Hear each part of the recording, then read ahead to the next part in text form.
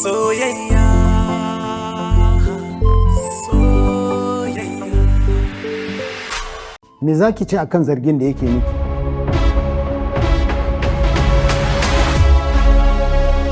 Hajara dole ki amsa wannan tambayar. Me yasa ki yin shiru? Wai me ne sai ka kani ƙara kotu? Kawai in ka gaji da ni ka sauwaƙe mini, kowa ya kama gabansa. Sai kin gaya kotu waye wancan azzalumin kwarto ɗan iska mazinaci da neman matan mutane.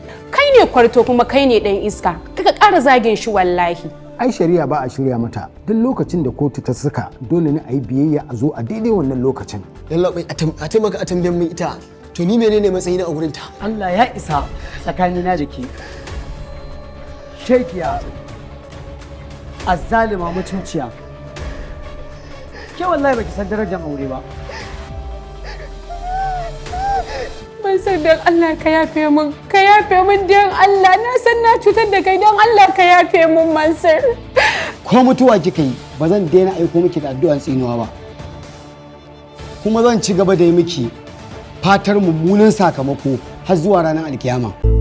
Soyayya.